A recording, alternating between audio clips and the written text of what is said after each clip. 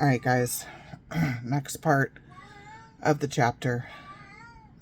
Next part of the trauma timeline. 15 years old. The maternal figure sicking the cops on me and having to stay out of school for 2 weeks. Pneumonia for 2 weeks after that. 15 years old. Lucy in my room. 15 years old. Horseface taking me to the movies. 15 years old. Finding Joe again, my dad. Asking Joe and S to move in with them.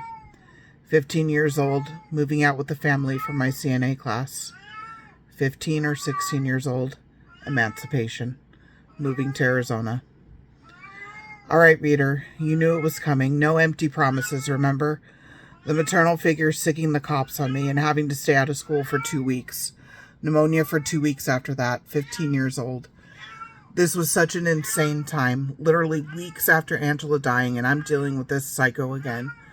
She didn't like that her little manila envelope of paperwork did not have the desired effect she had envisioned. She was pissed. Psychotic phone calls and messages, threats. She's coming for you, Jaren, and she's bringing the police. The police will physically force you to go with her. The faux father was positive it was all talk. That made me crazy. He knew better. Come on. Someone tipped me off. I don't remember if it was her, herself, or someone else. She was on her way with the police. I told the faux father. He blew it off. Of course he did, because he gaslit the hell out of me anytime he could. Okay, Jaren, you are on your own. I had a bug-out bag ready to go on the landing of our staircase. It was ready. I had a plan. I sat a chair up in my room, positioned myself so I could see the front entrance where the cars entered. Sure as shit, there's the maternal figure's obnoxious red Suburban, and there are 2 patrol cars right behind. Time to go. I jumped the stairs, landed on the landing, grabbed the bag, jumped the rest of the stairs, heard the faux father yelling at me. Nope, no time to stop. Out the sliding back door, out the gate, no time to close it. Take the alleys, Jaren, stay low, run now. Just get out of the townhouses. Find some bushes, find a dumpster, find safe. Somewhere they will never see you. No stopping until safe. My fucking PE teachers would have crapped themselves if they had seen me. I never ran that fast. I ran so fast. I made it out of the townhomes. I found very dense bushes. I laid down in them, flat on my stomach, terrified of what could be in there with me, knowing that whatever may be there was much better than what was searching for me. I don't know how long I stayed like that. I was prepared to remain there all night, but I was so afraid if I stayed in one place too long I would be caught. I must have waited over an hour. I had to be sure they were not nearby. I crawled out cautiously, slowly. I walked, hoodie up, trying to fit in, be faceless, Jaren. That's it. Good. Keep scanning. No red Suburban. No cop cars. Good. Find a payphone. Found one. Good. Called Jay. I can't remember if it was K or Jay that picked me up. I hid until they arrived. I was taken back to their apartment. I called home. The police had ransacked my room. The maternal figure made up some bullshit about drugs or weapons or both. What a crock of shit. I was nearly a 4.0 student. I hadn't even smoked weed yet. Give me a fucking break. Of course they found nothing.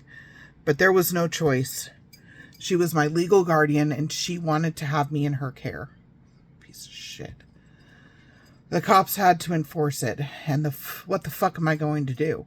I had no idea what to do. J and K were amazing. They patiently let me stay while I tried to figure it out.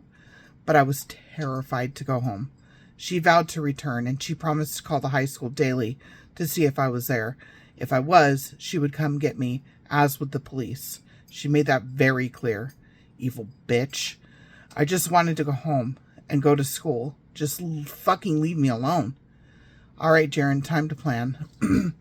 It's time to reach out for help. I went to my high school, walked into the office, asked to speak to the principal. He wasn't available, but the vice principal was. Okay, let's talk to him. I spilled it. I completely broke. I let the tears fall, snot dripping. I didn't fucking care. Here it is. I don't know what to do. I just want to go to school. I don't want to fall behind. The vice principal listened to it all. Let me get it all out. He was horrified. Okay, Jaren, I see your grades. I see your record. I've spoken to your teachers. You are a great kid. This is messed up. We will help. Really? Oh, God, thank you. Now hold on. We need to plan. We have to, legally, let the maternal figure know if you are at school or not. Shit. Hang on, Jaren. Hear him out. So, if you are in class and someone happens to call your class and lets you know she is on her way, and you just happen to leave before she gets here, then there's not really nothing we can do. Oh my God. They will seriously do that for me? I was beyond grateful. All of my teachers were brought into the loop.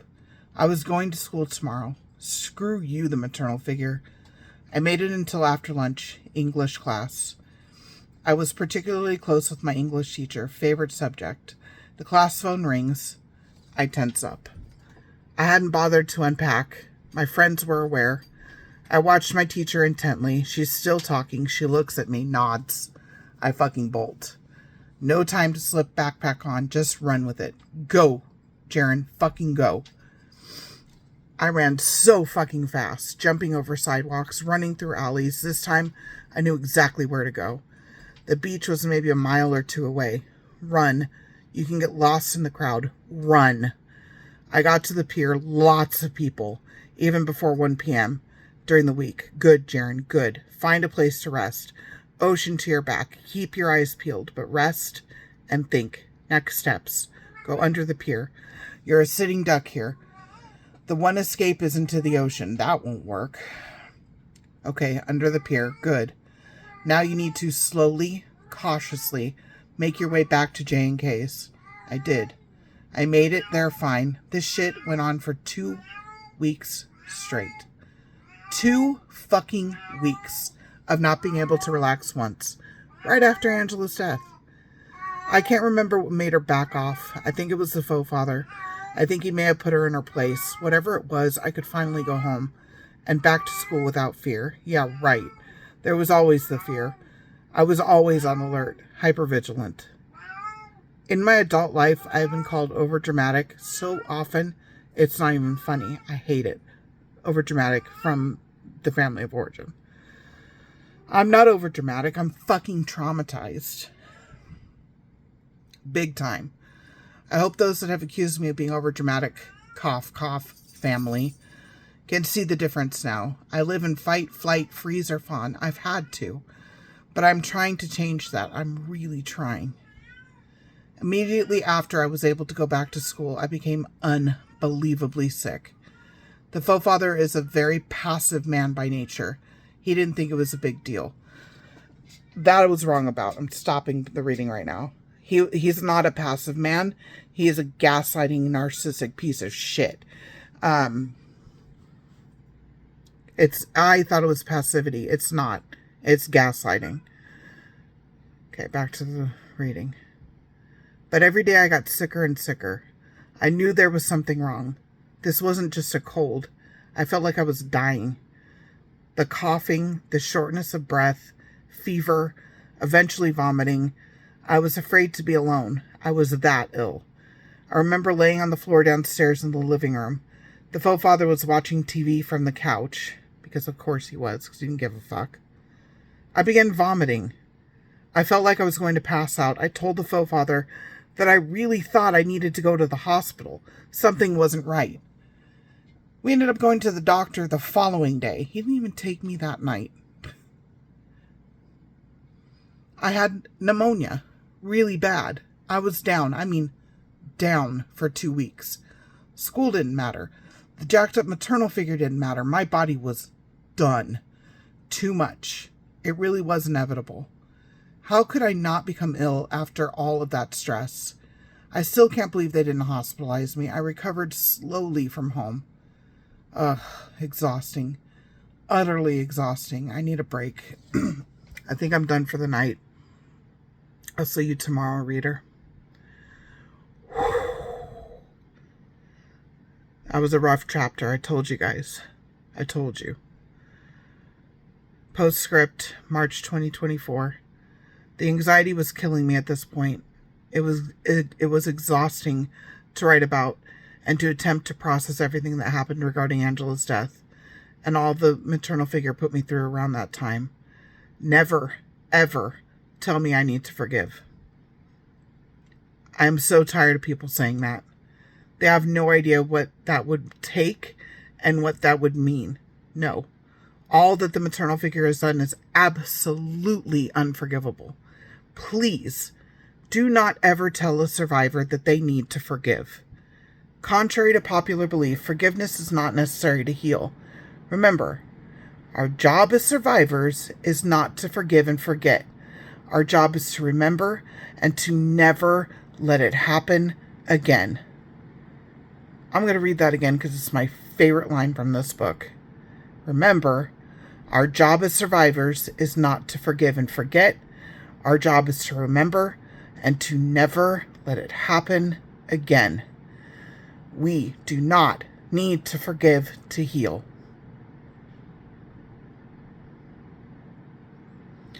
The things these monstrous narcissists put me through are unforgivable. I can't forgive. I can't.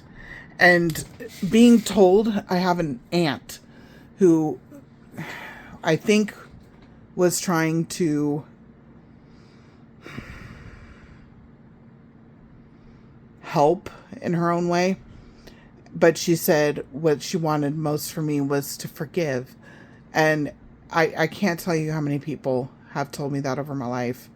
And it pisses me off. It makes me tense up every single time. Like I'm doing something wrong by not forgiving. Like there's something wrong with me because I can't forgive. Fuck that. Fuck that. This shit, no. This is a lifetime of abuse. A lifetime. And if I were around these people, it would continue. This will never end for them. They can't be anything other than what they are. Narcissists do not change. They do not change. Period. So no, I will not forgive. I do not forgive. And I'm not sorry anymore that I don't forgive. At all. So for all of those out there that are survivors and are listening to this and have been following this, it's okay. You do not need to forgive. Fuck them. Fuck them. Fuck them, fuck them, fuck them. They're horrible people. You don't need to forgive that. Don't put that on yourself. All right.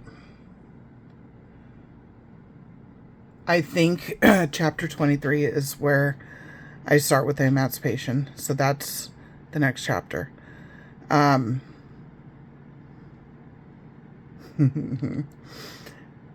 This is what I've been looking forward to sharing with you guys. I will read it tomorrow. It makes me feel better just to know that it's coming up, because I said enough. Even at 15 and 16 years old, I had fucking had it, and I wasn't gonna let these fuckers run my life anymore. I'm proud of what I did. Proud. All right. I'm going to see you guys tomorrow. I love you. As always, take care of yourselves. Take care of each other. I'll see you tomorrow. Bye, guys.